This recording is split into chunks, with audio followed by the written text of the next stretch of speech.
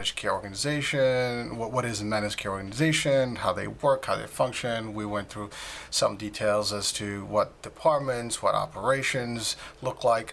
But today we're going to talk about a little bit of a members acquisition and retention, which is a topic that is usually, if you're in the field or in the industry, insurance world, managed care organizations, you will basically hear this all the time, like, members, get enrolled in the plan, members have to be retained, what are some of the efforts, how it goes about it, as a health plan, and all the different dynamics that actually take from, an inception of a creation of an opportunity where a member is, acquired, and how to keep that member alive in that particular plan, and with an active membership. But before we go there, again, we are still in the midst of the coronavirus COVID-19 challenges across all the nation and around the world. So before we proceed with the actual topic content, I want to just, again, send a greetings to everyone and wishes to everyone out there, to stay. Hope that everybody's healthy, everybody's safe, that you have not experienced any challenges with this or anybody that's close to you, close to heart, close to family, who had, experienced the COVID-19. And, again, prayers with everyone that has been impacted with this pandemic, close or far, it doesn't matter. I mean, everybody, all humans in this planet, wish them from this platform. I wish them personally, health and, a happy recovery if they are, a speedy recovery rather, if they've been involved into this particular situation. That's just kind of like, first message I wanted to share with everyone. Again, please stay healthy, stay safe. If you don't have to go out again until further notice, until as long as you can, just do it. And hopefully we'll be over soon. I mean, we've gone through probably the top, and the hospital, piece of it, and the harder, item, type, formula, and time frame that we probably could have, suffered for, and now we are actually in a plateau, and hopefully we'll start seeing a little bit of a decline, and then ultimately we will prevail, and I will have actually a talk show about positive thinking and amidst of this particular pandemic. So just stay tuned for that. We'll talk about it later. But like I said, again, in short, please stay safe. Hope everybody's doing well, and keeping up, with their health, their mental state, the whole nine. And that being said, again, Hurricane H here. This is the iHealth channel and iHealth Radio. Today, again, it's MCO World, and we will focus on the members aspect of a health plan or a managed care organization.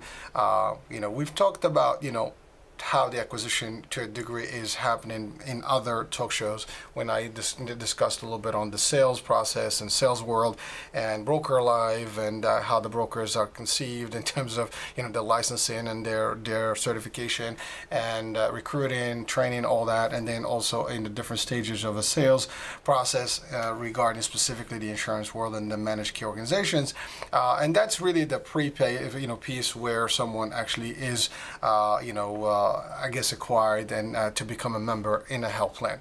And so again, it takes a lot really from any health plan to really get a member on the plan.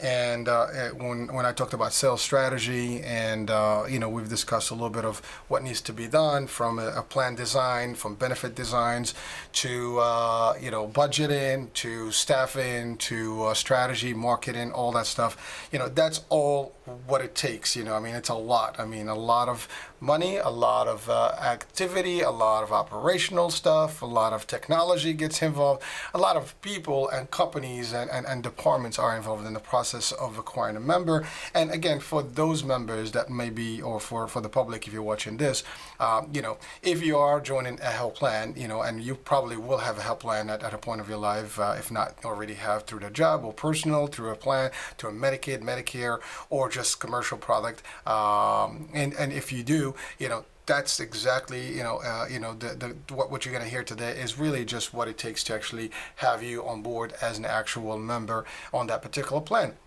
So whether it's commercial or government programs, it's almost the same. I mean, there's a lot of work that gets done from a marketing, from a benefit design, from an operation design, design up before you even become a member, and ultimately once you become a member, a lot of things happen, and we'll talk about how it all works. And then also, but the most focus today in this conversation is really, for the health plan, how to maintain a member when they're on board. And so for you as a consumer or client or member, how we would love, from a plan's perspective, to keep you as a happy customer or happy client or happy member on that plan. And so we'll talk about some of the issues that actually affect why people join a plan or maybe leave the plan, and what can be done from a member, perspective, what can be done from an actual plan perspective to really take the time to bring these people in and actually have them, those members happy for the longest within the plan. So again, prior to someone becoming, on at any particular plan. So if you have Medicaid, you have Medicare, you have both, long-term care, whatever, just commercial, health plans do a lot in before, they get you into a plan. And, from an operations side, if you are actually looking at this show as an actual business person or professional in the insurance and MCO world, this is basically what it takes. And one of the topics that I've experienced, a lot, and we've discussed a lot, while, I'm in, working with the plan, is usually like, how do we maintain members, and where does that particular role and responsibility, really have to be put? Is it in retention, department? Is it in actual customer service? And what is that, and to start with, what is retention, and why does it happen, where a member actually comes to a plan and leaves the plan? So we'll discuss, some of the root causes of, members, potentially leaving the plan, and what would be some of the practices that health plans should, practice and do and deliver and execute on to maintain that a member, when they join that plan, they stay and they don't leave the plan, they stay happy. So again, the first part obviously is prior to acquiring a member. So you have to have some sort of a reason for that member to join the plan, right? And all the plans ultimately are created, as I said in the previous talk shows, to have the folks join the plan and stay in the plan. I mean, that's just the concept, right? I mean, you don't start a plan unless you want to have membership and members, and ultimately you have the processes in place to keep those members and actually serve them and service them. So to do that, ultimately, I mean, you have to have all your structure. So we talked about, the inception of an MCO, how it works. They got to go to the Department of Insurance, the federal government, the states, get all the licensing, all the stuff, put in all the budgets together, get in, the networks, all the little pieces. So, I would urge, for anyone watching this to catch on the MCO World Series before this one, and hopefully you'll be able to connect the dots. So I'm not going to go back in time and revamp, and rediscuss some of these things, but I just want to move from that point on. So a lot of stuff is being done, a plan is in place, benefits are designed, and there is an actual campaign to recruit members or to have members join the plan. And so that's where the sales divisions come in, and the marketing divisions comes in with all their tools and marketing plans, campaigns, whether it's direct mail, whether it's TV, whether grassroots, community events, and so on and so forth. And of course, the agents, that actually distribution channels, format that actually are designed for these things are basically individuals that actually help someone and educate, identify, educate, and enroll ultimately members into these plans. Now, so all that good work is done. Ultimately, agents, do create the opportunity. They create the audiences. They present to the audiences, whether it's individuals, whether it's groups, and in group settings, or whether it's employer groups and or other types of forms. But now they actually have interest. People are really, they love the plans, and they want to join your plan. So whatever the plan is, this is not about a particular plan and, good, bad benefits or not. This is not about the competition piece of it, but it's more about, so someone decides to join, a particular plan. It doesn't matter which plan. If they did join the plan, that means they actually see value in that plan. And they have been told the story. They have been told that there is something that they're going to get, from this plan. So there's going to be features, of that plan design and the benefit design, and then there's going to be benefits to them and what that means to them in terms of their health and, just longevity and in terms of the health plan and insurance work. So that's the piece. So someone joins the plan. So there's an enrollment process. That's easy. I mean, an application is submitted, enrollment form is filled up, digitally on the phone through a particular platform, through a web, portal, through the government agencies that actually facilitate these things, and it gets to the plan. It gets processed. It goes in, gets approved. A member is active. We did talk, just briefly before about what happens after a member is active. They get basically a welcome kit. They get their Medicaid, their actual helpline card, and basically they get all the instructions on how to use and proceed, with their, benefits. A lot of that stuff should have been already, educated to them and given to them, clarified to them prior to the enrollment through, and via the actual enrollment process, and that will be the actual agents that help and assist with that enrollment. And so again, that's happening. So the member is already in the plan now. Great news, excellent. So the member is, on, they're expecting, the promise to be delivered. So you enroll someone. If you're an agent, you're a helpline, you have your membership, you have a group of people that actually selected you versus the others, and I mean other plans. And this, works for all the plans. So it doesn't matter which plan it is. This is exactly it is. So some of the issues that happen that I've experienced is that you bring in a lot of members, a lot of work, and members, join the plan. Members are happy. We educate them, and especially on the sales side, we're excited. We get them, pumped. We get them so happy about joining the plan, and they're in the plan. But now, what happens next? What we've seen, in historic moments and in history, at least in my experience, folks who join the plan. Some stay for a long time, some stay for a few months, some stay a few days, and there's multiple reasons why that happens. And today I'm hoping that by the time I finish this particular talk show, not only I'm going to highlight some of the reasons why people leave, but also I give some suggestion as what would be a best practice to actually help some of these or mitigate that some of these losses, as well as how to keep these members and customers very happy and staying in the plan. So member comes, joins the plan. The first thing that, or the first area that we have to look at ultimately is the engagement part, which is the education or pre-enrollment part. So the sales division, whatever that distribution piece is, which is a broker or a captive agent or a telesales agent or just a Medicare, just a simple campaign, through a direct, mailer or, direct TV or something. What happened then? I mean, did that person really, really, really know exactly what they signed up for? Were they really educated 100%, 200%, and clearly, understood what they signed up for, what their benefits would be, what different, services they can get access to, what co-pays, what co-insurances, what drugs they might have, that's covered, So the first area is we need to make sure that our staff, our frontline, our sales division, is heavily, obviously monitored and trained and pre-ready, to give the best of the best of the best to avoid any, later on problems when a member joins the plan. So the first area that we have to ensure that it's all good and solid is that, sales division. And again, personally, that's my world. And, we do a lot of work to make sure that our agents are not only certified and trained and licensed, but really coach and mentored and, customer service type of trainings, sensitivity trainings, education trainings. We give them the tools.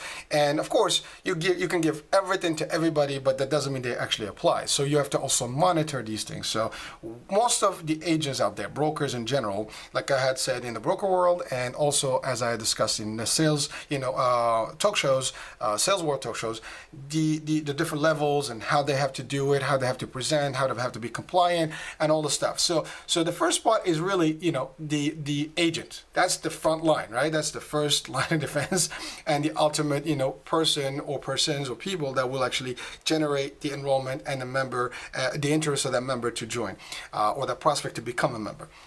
So the first thing is we have to make sure that these folks are happy and understand what they sign up for, because again, salespeople tend to be very salesy, right? So they'll pitch and they can talk, and we know that, and we've talked about that in the previous talk shows, and sometimes they can be pretty convincing, right? And so the tools that we give them and the tools that we have to have in the front end and the front line is that we have all the information available.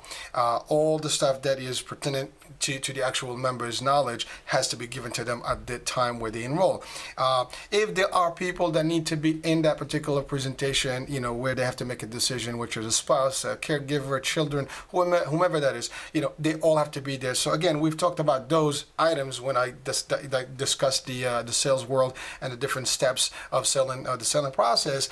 I've introduced some of these ideas there, but and also the preparation, and when you actually try to find a business and try to identify somebody that is a prospect, and how to get to them, how to convince them and sit down in front of them and all that. So that's the first area where we have to always be very careful, because if for whatever reason, our structure is wrong, our commission structure may be, too aggressive, and people may actually just think like, I want to get more money, whatever. If the goals are higher that the company sets for these agents, they may, be forced to actually kind of just shortcut things and basically cut corners and not give the best potential compliant presentation. So we have to eliminate all those risks. So we have to minimize the risk from a structure, from a leadership on the corporate side, on the sales side, on the operations side, and the compliance piece of it from the health plan, to make sure that those folks that are out there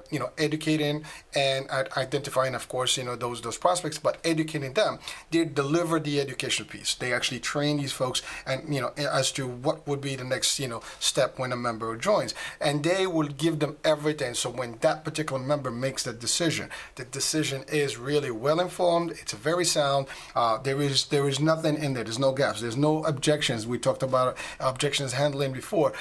All that stuff has to be removed, and if it is removed, and if those agents do the best that they can, and they do it based on all the stuff that the company will structure for them. So if they have a binder presentation, some sort of a presentation that they have to use in a computer, that's excellent, right? So they have to use that.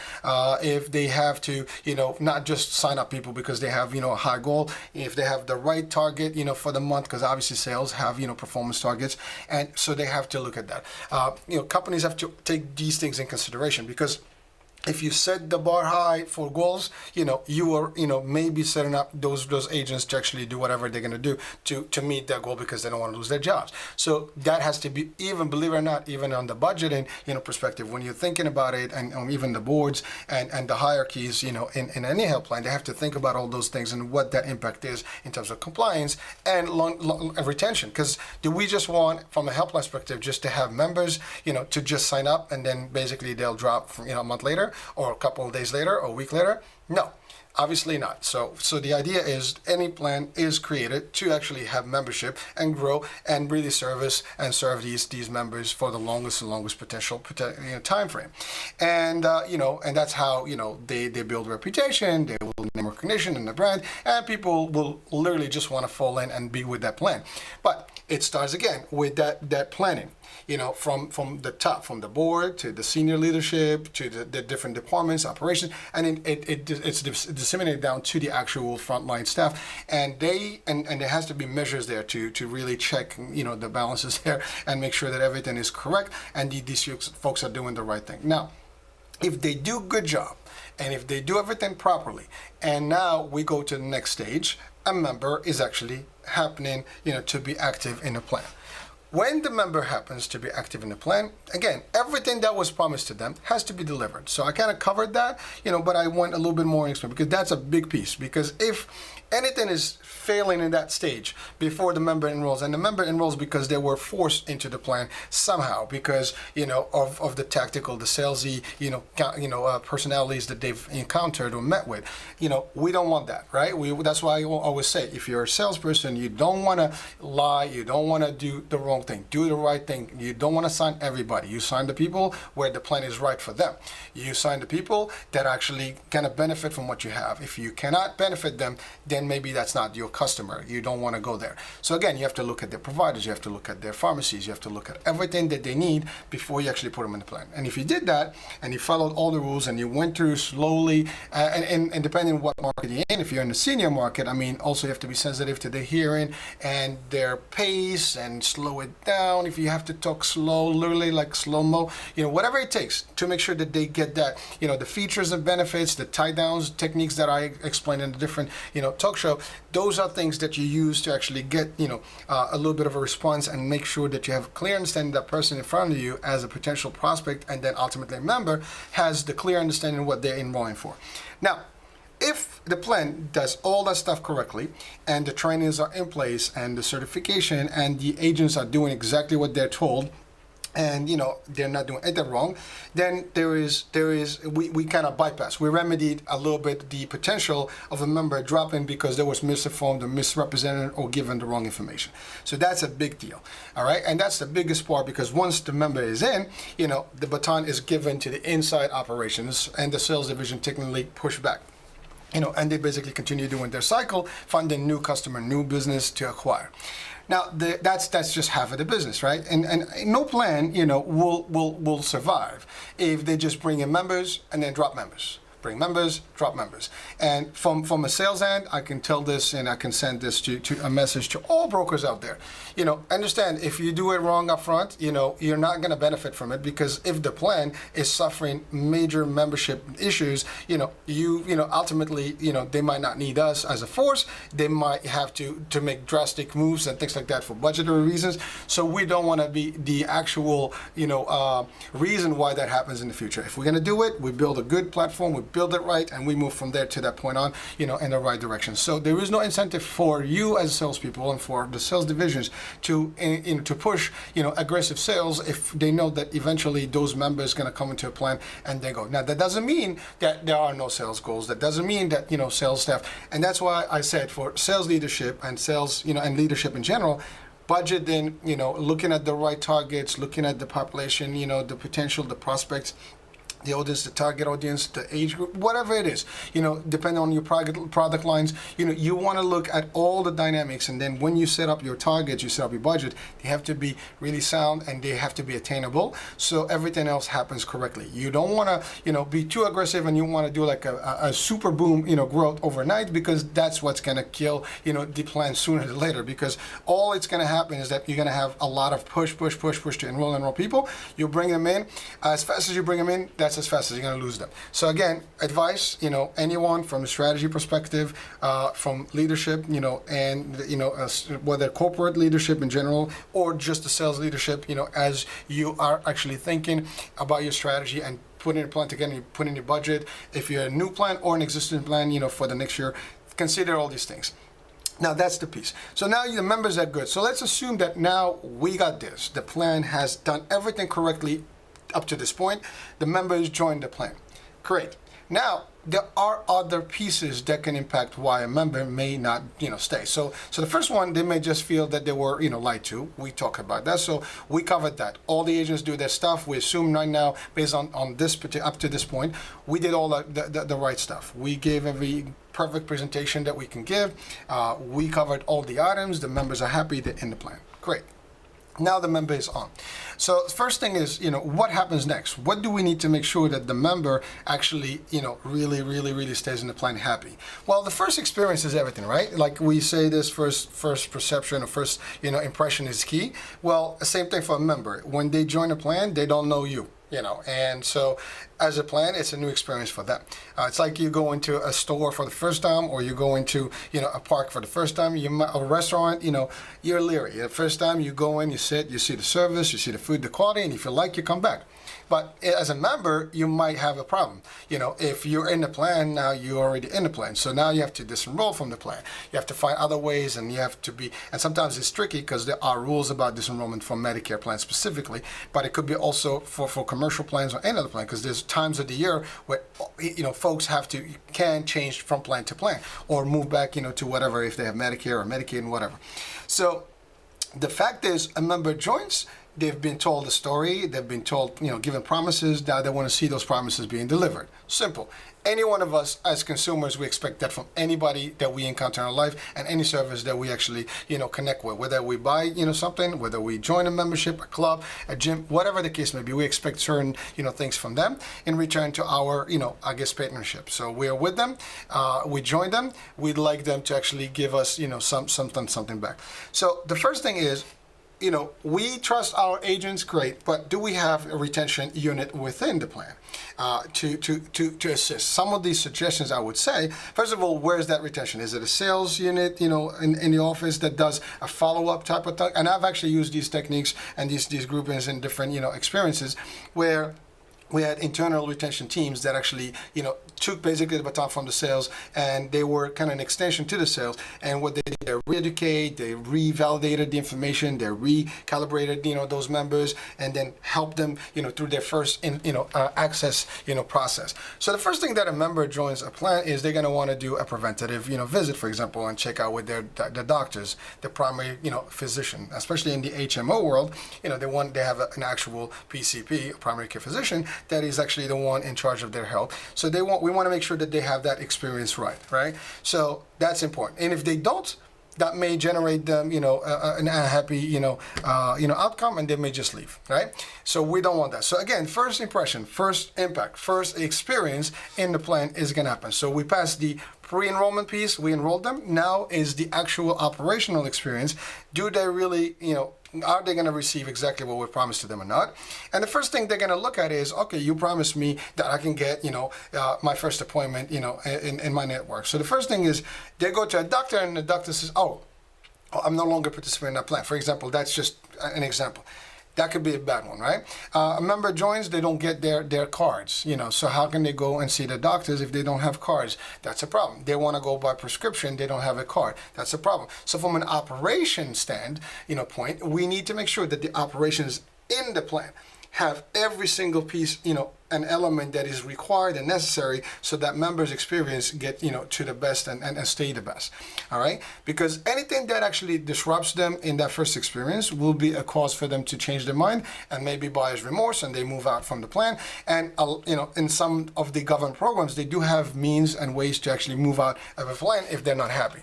Or they can just simply go to your competition. So if you're a health plan and listening, this can be the case. You can just travel and basically find yourself another plan and move on from, especially for those folks that have the ability to move from plan to plan in, pretty much around the year, within the timeframes that are designated.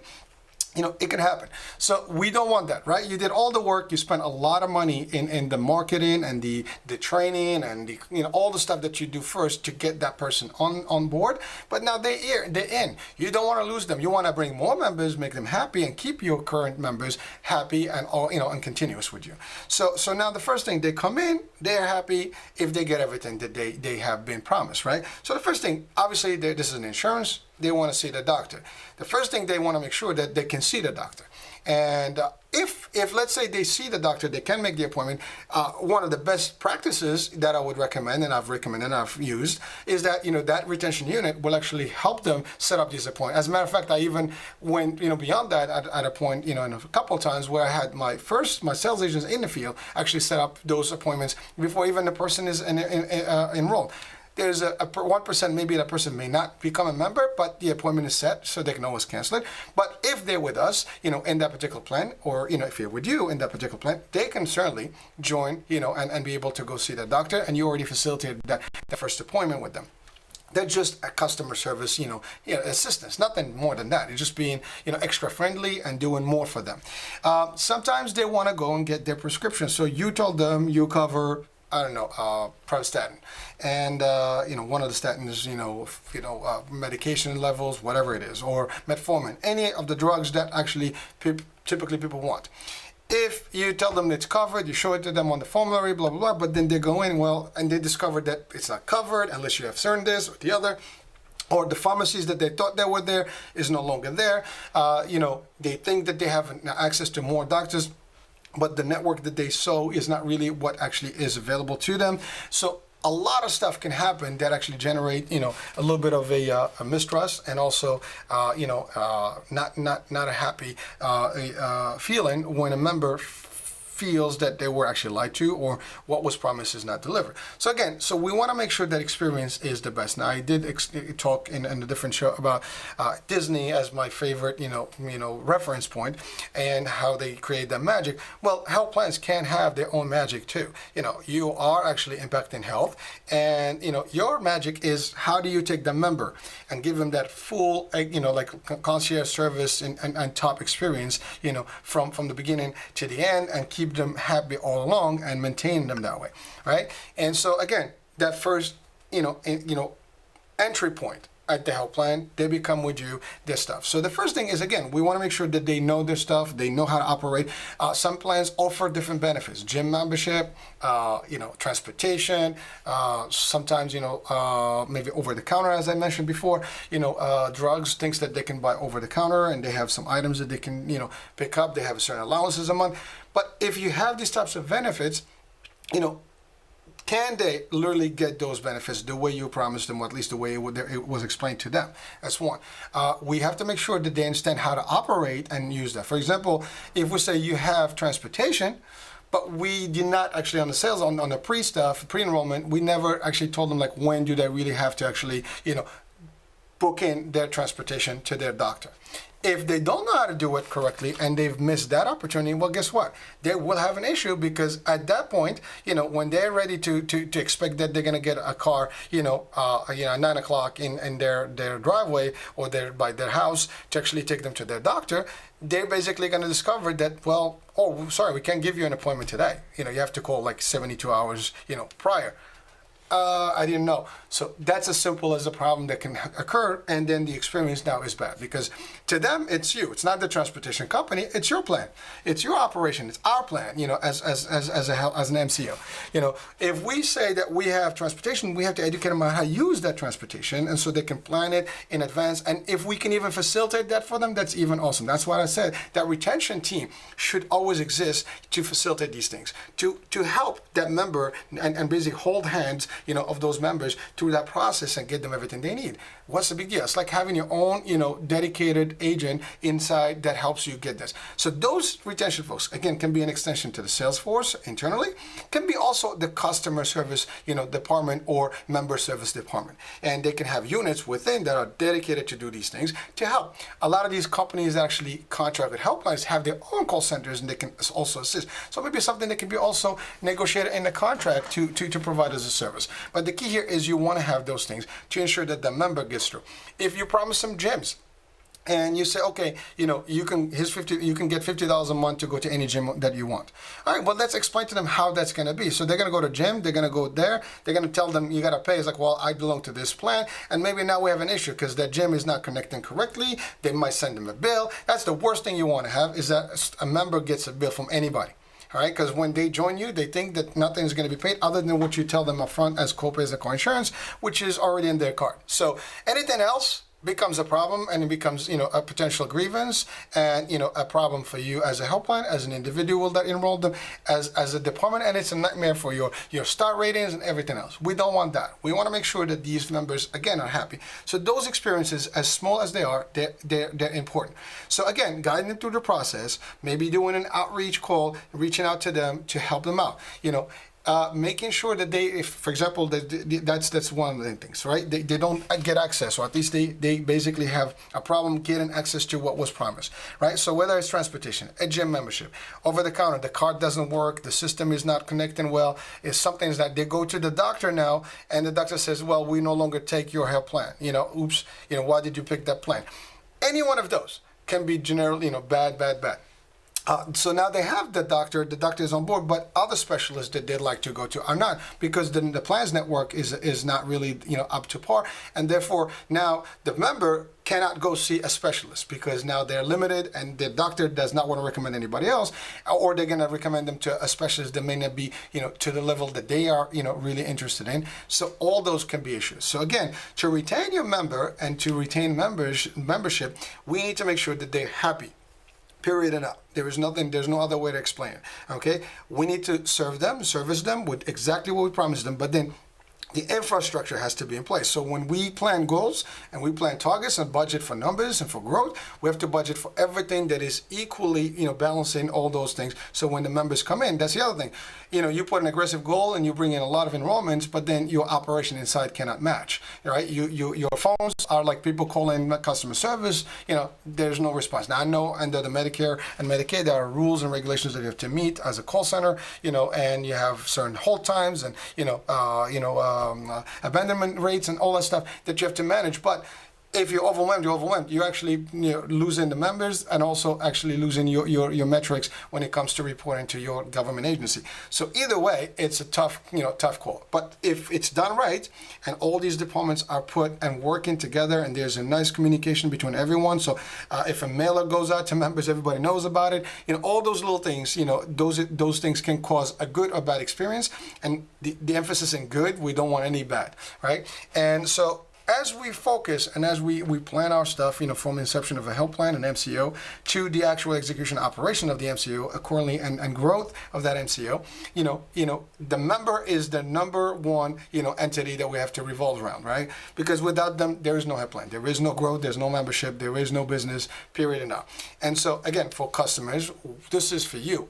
We want to make sure that you, as a client, as a consumer, as a member, to get the best. And again, we talked about before how to even reach out in the community, get what members would potentially want in their benefit packages, how to operationalize it, and all that stuff.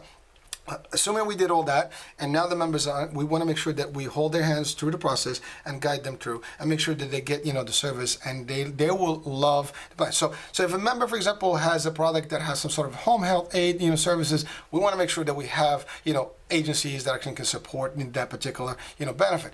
If the care managers, you have one care manager to like 2,000 members, and that's not enough. Where I'm talking about the nurses that do the care management and all the other stuff from the back end, if that's not a good structure there and there's a good ratio balance, you're gonna have issues too, because you're not going to be able to manage all your membership correctly. So again, probably for some of the operation executives, that may listen to this show, they may think, well, this is something we do. But I can tell you this, I've been to a lot of plans, and every plan has some sort of an experience level where, sometimes, they grow fast, or they have, good, momentum, but then operationally, sometimes things, don't function exactly. So again, this is more of some of the root causes of what people, potentially would leave. So if they're not happy, that's the main one. But then they're not happy for other reasons. Their provider wait time, they don't have access, the copays are high, they're getting billed, unnecessarily, they can't find a specialist, they cannot get their drugs covered on time, they cannot get stuff delivered,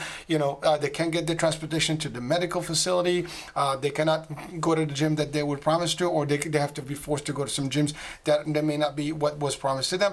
Whatever the case may be, all these things that are services and benefits that we promised to them may be actually reasons for them not to actually, get their satisfaction up high. We want members to be satisfied, because that's also a part of, what CMS, at least in the Medicare world, is requiring in terms of, your stars rating. So as a plan, of course, you want to be in that, at least 3.54, 4.5, or the 5 stars. If you can, that's great. And a lot of work goes to be at a 5-star plan. But the idea is it stars again. Satisfaction and member satisfaction is a big deal.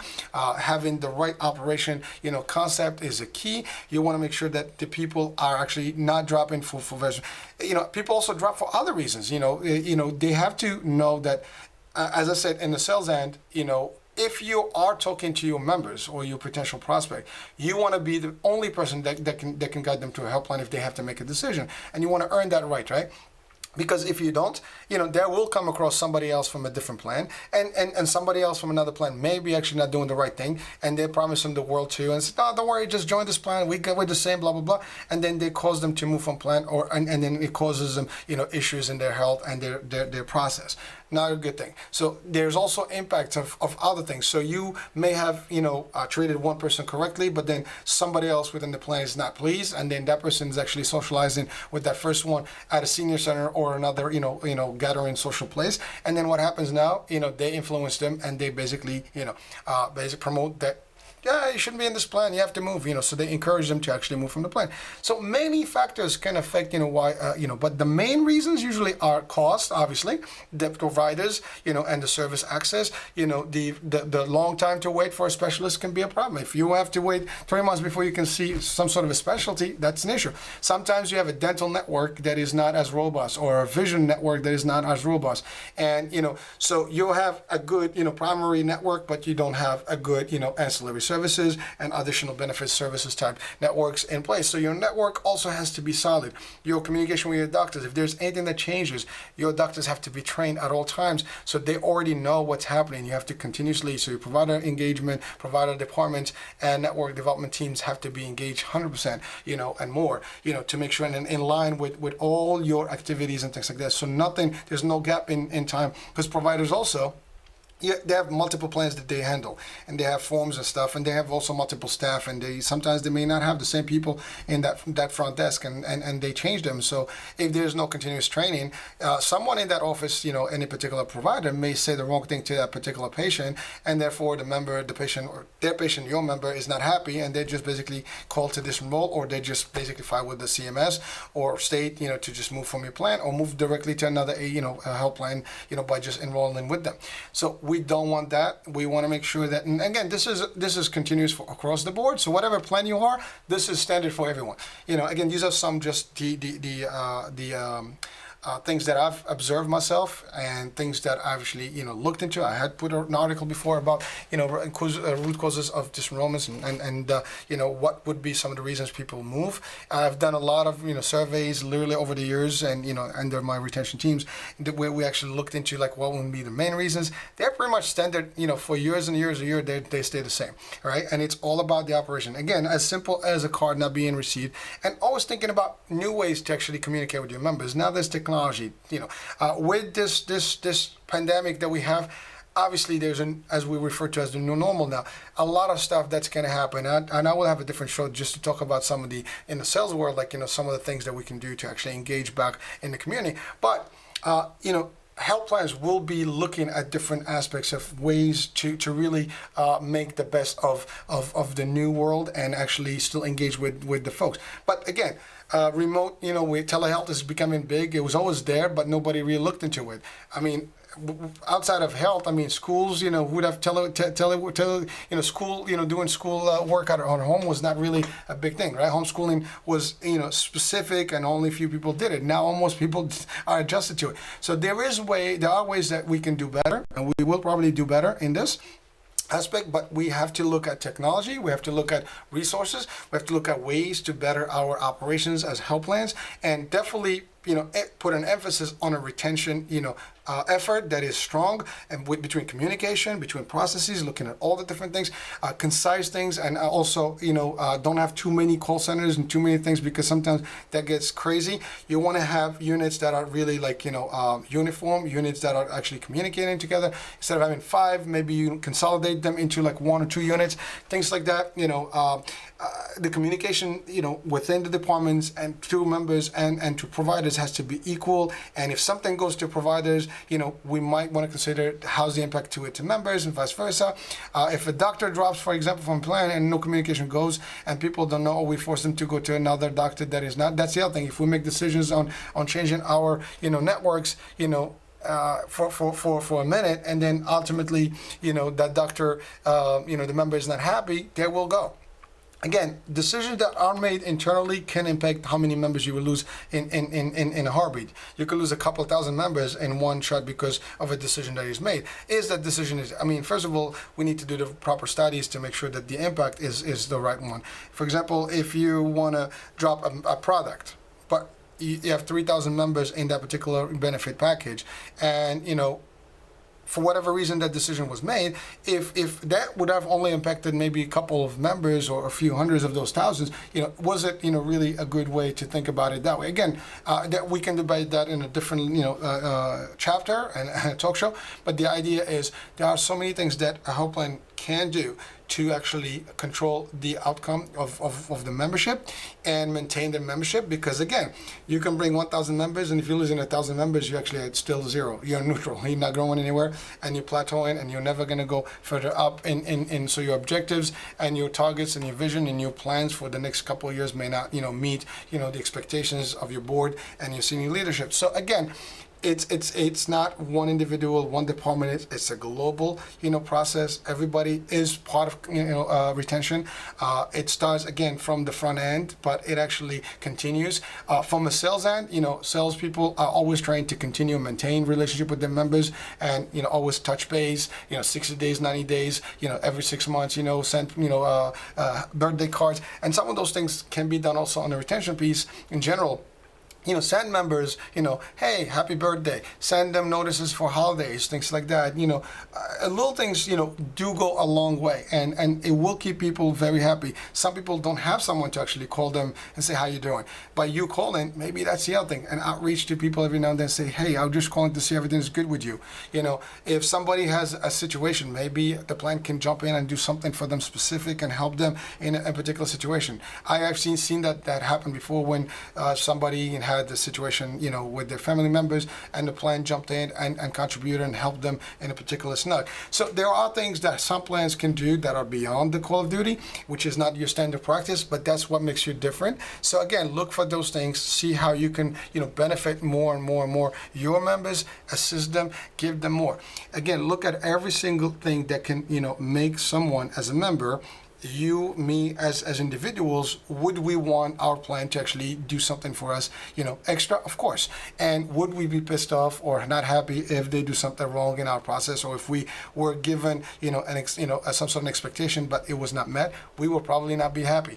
So again, same thing goes for our members as health plans, and as leaders and decision makers in the health plan, in the operation world. We need to be, mindful of those things. And again, when you look at sales and growth, and you put your budget and you put your projections, you have to put an equal, effort in your retention, to maintain both, because you cannot do one without the other. Most, this question came up many times. I always said this: there is no growth without retention.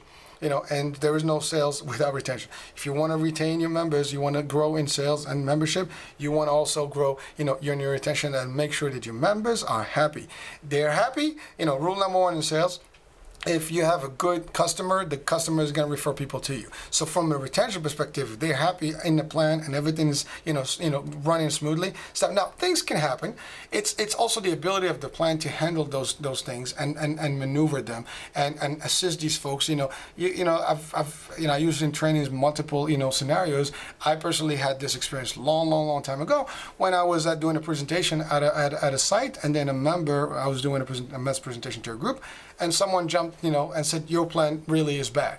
And I mean, obviously in worse words than that. And so it was a shocker, because now basically your presentation is ruined. But I isolated the case. I asked the right questions. I walked with that lady, to a different, office. I assisted her. She came back, says, you know what, this is the best plan. They were, there was a situation, they were able to help me instantly. So again, we can change the dynamic and the perception if we do the right thing.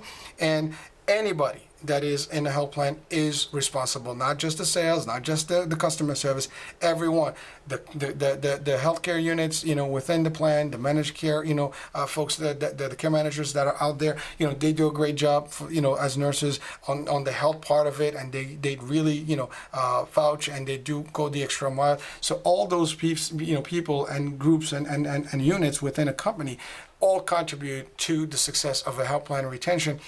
And again, even from finance, as little as people may think, if finance sends a note, that you owe, $100, to someone that knows that they don't have anything to pay, that could be a problem.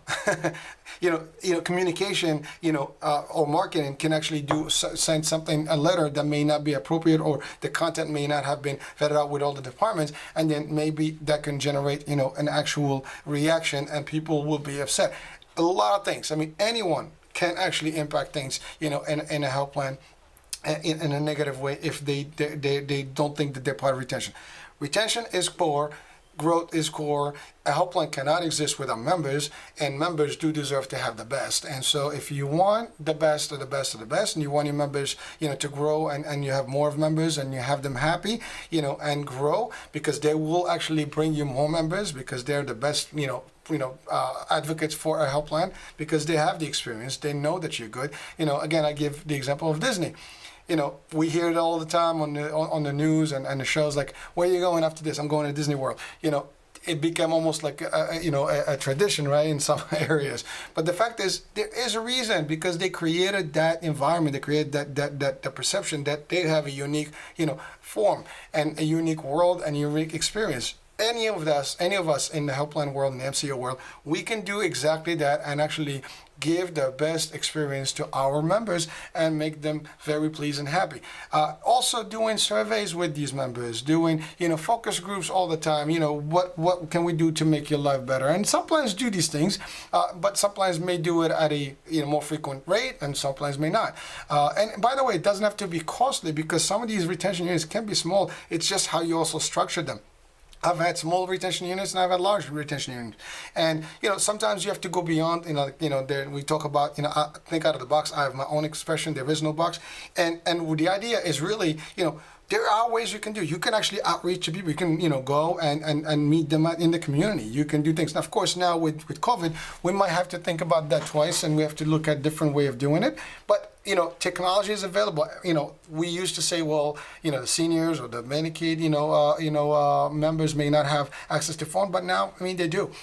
Everybody has some sort of a phone device, where they can access information, and be in contact. So we can help them, through these processes, and help them get the services that they need, and, communicate with them more and deliver the stuff for them. But like I said, the extra stuff is really, it's like grocery. That's the big thing. Now, of course, some programs may allow certain services to be part of the benefit, or sometimes it could be just an added value that the plan can deliver. I had one of the shows I had, which was Medley Pharmacy. It's a pharmacy that delivers, with an app. Health plans, maybe you use that service or other services that are similar. But the idea is, the more you can bring, the service to your members, the more you give them the access to what you promised them, the more the experience is the best. That's where they're going to go. People sometimes, and this doesn't have to be like where people are paying high premiums, or only for PPOs and premium plans. Even in the HMO world, there's a slight difference really between a PPO. It's more about the network and the access. And sometimes if you operate an HMO correctly and the members are educated correctly, they can operate within the HMO network just as if they were actually in the PPO world. Because all their doctors are there, all their pharmacy drugs are covered, their pharmacy network is there. The services are there. They're not going to change you for any reason. There is no reason for them to move. There's no reason for them to think about another plan. If somebody sends them, any mail into the house, they're not going to think about it. Now, one of the main reasons that actually also can really, really impact the membership tremendously is fluctuations and changes in the benefit design year after year. If you're not steady, well, that's a problem too. Because when you design your benefits, you want to design them and you have to maintain them. So again, doing the right structure, the right studies, the right actuaries upfront, and building your budget from the inception correctly. All the structures that you put in place have the impact later. It's like a ripple effect. It's a drop here, and then you have all these little waves that actually form later. We don't want that. We want to make sure that we have a steady flow and everything we do correctly. Because if you have the best package today, next year, and then all of a sudden the following year, 3 years later, you have X amount of membership that you got to, but then you take everything that they joined for, guess what? They're going to go to the next plan that actually has exactly that. And so you did all that work and you basically pour water in the sand. Not a good, smart move. So again, something to consider, for sales leaders, for operational leaders, and for senior leadership, as you're planning your health plan, structures and your health plan operations. These are things to consider. Again, I have been involved in these stock operations for years. I've seen the good, the bad, and the ugly, and I've seen all the different scenarios where decisions can be made that sometimes make or may don't make sense, and we can debate that. But at a point that may make sense for a particular reason or financial reason. But had they been kind of taken care of upfront, or at least being pre-planned, or at least there was some sort of vision in advance to see like what that impact would be. So don't think about a year, 2 years. 5 years from now, have a bigger master plan. Look at all the impacts. If we do this now, do we want to go up, and then drop, or do we want to just keep steady, and a good plateauing, being able to give stuff give a good combination of benefits so people are happy, and then you'll have your membership grow steadily and happily, and they will continue being your members, and they will promote your plan and promote your services. And again, that's the other thing. Again, not just your members. You have other clients, your doctors also, they have to be paid in time. They have to get, their communication correctly. The system access to your authorization process has to be easy to process. Because if doctors are not happy, they might actually, influence people to actually move to another plan because they just don't want to deal with the plan's operation because it's a nightmare to them. Again, those are things to consider as well. That's the provider piece, right? Even from technology, if you keep sending stuff to them that is, too much mail, sometimes that can be a nuisance. That's a problem. You have to look at all the different things that can take, someone the wrong way, and that can have an influence on the decision making of your members. And again, it can be from the direct impact from your operation, or it can be from a third party, connection through your services, so your providers, your pharmacies, and other, units that actually, interact with your membership that may have the impact. Now, even we talked about transportation earlier. If your transportation driver company, so whatever company you use, to take your members from, their home to an actual provider, if that particular company uses, I don't know, bad drivers, or they're not really, very courteous to your members, that in itself, as simple as that can have a bad impact, and people they don't care that it's the driver. They just know that it's your service. They don't know that this company X or driving, the taxi company or limo company. They just know that's a health plans company. And so when they think that way, they just, basically attach that to you as a health plan. Done. And their decision is made, and they'll talk to some, you don't need this plan, there's too many choices out there, let's move to another plan. And at the first, opportunity to do it, and then people get savvy. Sometimes there's ways to actually, get off any plan any given time, because they can just basically call the state, call the feds, and complain. And the ultimate result would be like they're going to move them from that plan because of their satisfaction, and then it becomes a flag on you, and it impacts you. And now operationally, you have to do a lot more to clean up that mess, and you don't want to do that. So again, you bring in, vendors. Due diligence. You have providers, do the process correctly, education with them, continuous education with them, make sure the systems are there and capable to actually connect, in a good way, in a better way. And so there's, if you have a bureaucratic process, try to, cut it down, limit, how many processes you have in place. So process improvement is big, and it is important, it's continuous. You always have to look at new ways to improve things. If you do it correctly, you will succeed. If you think about all these items, you will succeed. Now, I'm putting a lot of information in less than an hour, but really there's more. We can talk hours and hours and hours, and we've had meetings and strategies, sessions, with multiple brains in a room, to try to figure these things. But I can tell you, retention is as simple as having a team that is, that is dedicated, that coordinates with other units within the operations, make sure that your operations are good and they have an actual retention-friendly approach. They have to consider every single member as a valuable member, and they have to make sure that every member that joins the plan is not leaving the plan, because they will be happy. And if you go with that same vision and mission, you will actually succeed as a plan. And if you are leaders, if you're presidents of a plan, you're a board of a plan, you're an executive team of the plan, that's what needs to be, on the discussion table when you're actually meeting and strategizing, whether you're actually doing an inception to your new plan, or you have an existing plan that you're actually looking at how to improve that plan's enrollments and growth, and how to maintain your members happy. Okay, you want to have the lowest, disenrollment rate. You don't even want to have a disenrollment rate, and let alone you want to have a rapid disenrollment, which can happen within, the first week or 2 weeks or 1 month or 2 months. Because really, if a member is happy past the first experience, experiences, they're not going to go anywhere. So the first month, the second month, just like, when in the crime and law enforcement, they said the first 48 hours. Exactly. So the first 48 hours, first week, first two, first month, when that member interacts with your services, if they're not given what they've been promised, if they see something wrong, they will consider moving away. Unless they have no choice. But frankly, in the world of Medicare and in the commercial world, they do have options and they can move out. So even in the Medicaid world, they can drop. The other thing is you have to put processes, for example, for people that have Medicaid, have services that help them actually maintain their Medicaid. Look at options to help them with it. Whatever state you are, you can do these things. There are agencies that do these things, or create your own departments or some sort of a liaison with your local state, and local city agencies to help them, maintain their Medicaid, status alive if these are Medicaid dual folks, for the Medicare space. So again, I'm coming to the end of the hour here. I bubble a lot, I talk a lot, and I try to crunch in quite a bit of information in a little time. So, and I hope that some of this is practical, and whether you're listening as somebody that has an inspiration, an ambition to go to the management level, there's something that you can consider. If you are actually in executive decision making, this is definitely something and points that, if you haven't already considered, please consider, or at least listen to them. And that's about it. So thank you very much. And thank you for watching the iHealth channel, listening on the iHealth Radio. Hurricane H here. And we'll talk at the next talk show. We'll see you soon. Thank you very much. Bye-bye.